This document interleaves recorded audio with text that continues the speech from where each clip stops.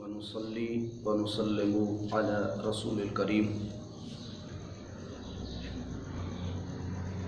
قال رسول الله صلى الله عليه وسلم: إذا أقبل الليل وأدبر النهار وغابت الشمس فقد أفطر الصائم.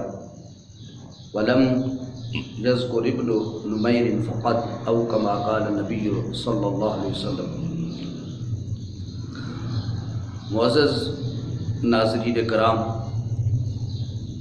رمضان المبارک کا بابرکت مہینہ شروع ہو رہا ہے.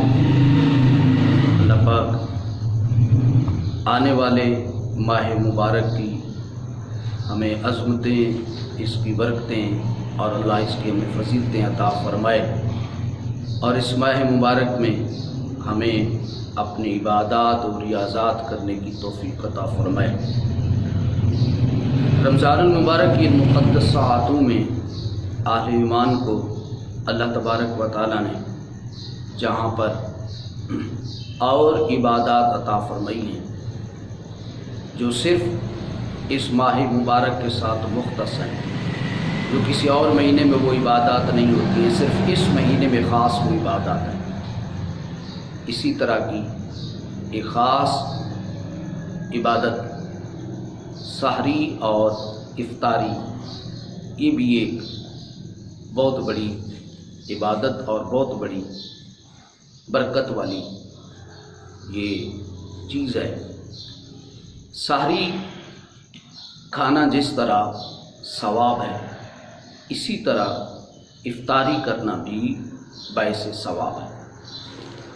ہمارے آقا و مولا جناب حضرت محمد رسول اللہ صلی اللہ علیہ وسلم نے ارشاد فرمایا: اذا اقبل اللیل و ادبر النہار.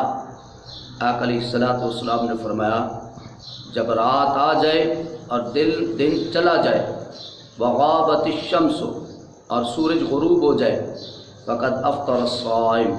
تو آقا علیہ الصلوۃ والسلام ارشاد فرمایا پھر روزہ دار کو روزہ افطار کر لینا چاہیے.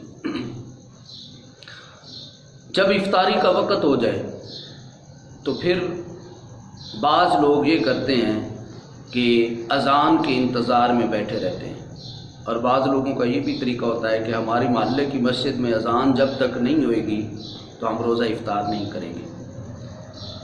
جس طرح میں نے سحری کے بیان میں عرض کیا تھا کہ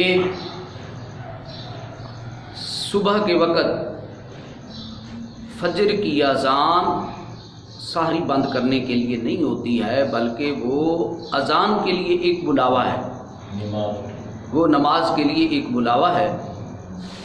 تو جب صبح سحری کا وقت ختم ہو جائے تو پھر اس وقت کھانا پینا بند کر دینا چاہیے. اسی طرح جب شام کے وقت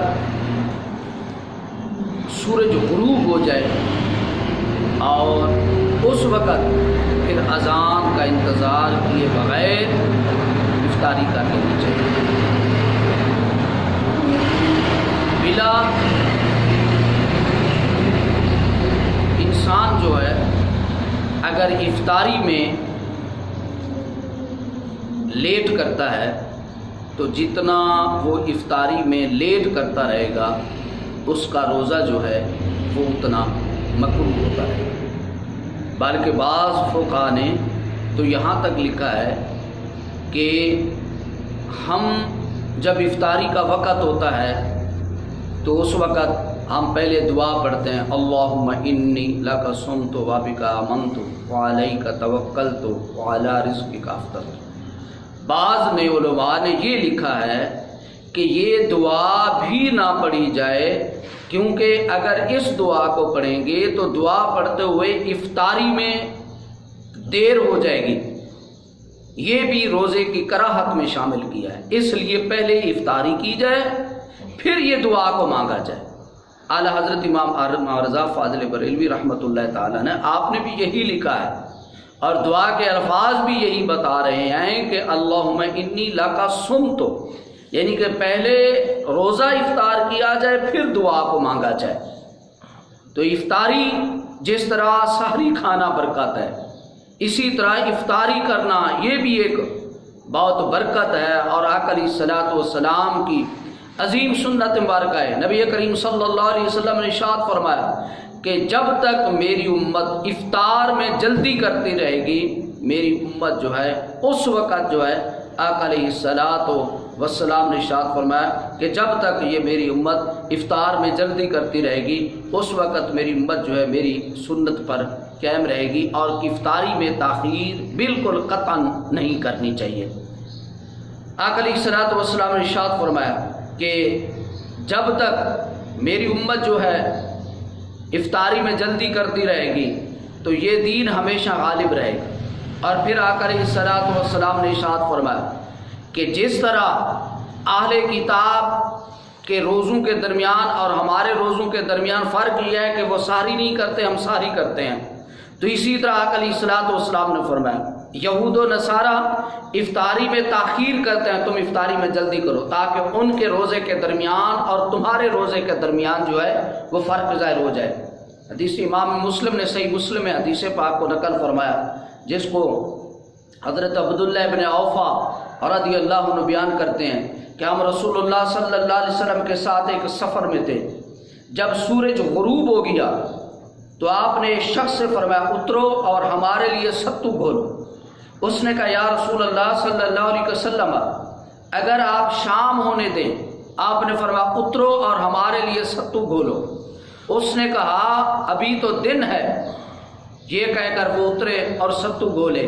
آپ نے ستو پیے اور آپ نے مشرق کی طرف اشارہ کر کے فرمایا جب تم دیکھو کہ رات اس طرف سے آ گئی ہے تو روزہ دار کو روزہ افطار کر لینا چاہیے، یعنی جب افطاری کا وقت ہو جائے تو پھر بغیر انتظار کیے افطاری کر لینی چاہیے۔ اور افطاری میں بھی آقا علیہ الصلوۃ والسلام کی سنت مبارکہ یہ تھی کہ نبی رحمت صلی اللہ علیہ وسلم آپ کھجور سے افطاری فرماتے تھے، زیادہ تر کھجور مل جائے، تر نہیں تو پھر خشک کھجور، اگر خشک کھجور نہیں تو پھر چھوارے سے، اگر چھوارا نہیں تو پھر آقا علیہ الصلوۃ والسلام پانی سے جو ہے حضور نبی کریم صلی اللہ علیہ وسلم آقا کریم افطاری فرما لیتے تھے۔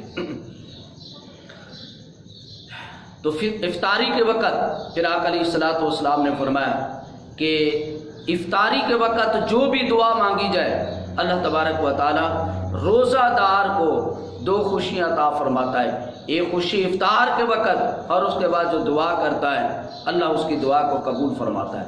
اور دوسرا آقا علیہ الصلوۃ والسلام نے فرمایا جب قیامت کا دن ہوگا تو اللہ تبارک و تعالی میری امت کو اپنے دیدار سے، روزہ دار کو اپنے دیدار سے مشرف فرمائے گا۔ تو معزز و محترم سامعین حضرات، اللہ تبارک و تعالی نے سحری اور افطاری ایک عظیم ہمیں بابرکت چیز عطا فرمائی ہے۔ میرے آقا علیہ الصلوۃ والسلام کی یہ سنت پاک بھی ہے، جس طرح میں نے عرض کیا تھا کہ سحری کھاتے وقت یہ نیت کر لیجئے کہ یہ میرے نبی کی سنت ہے، اسی طرح افطاری کرتے وقت بھی یہ نیت کر لیجئے یہ ہمارے آقا علیہ الصلوۃ والسلام کی یہ ایک عظیم سنت ہے۔ تو جہاں اللہ تبارک و تعالی ہمیں افطاری کا ثواب عطا کرے گا، وہاں پر اس نیت کو کرنے سے ہمیں آقا علیہ الصلوۃ والسلام کی ایک عظیم سنت کو بھی پورا کرنے کا ثواب عطا فرمائے گا۔ اللہ پاک کی دعا بارگاہ میں دعا ہے اللہ ہمیں صحیح معنوں میں اپنے روزے رکھنے کی توفیق عطا فرمائے، آمین بجاہ نبی۔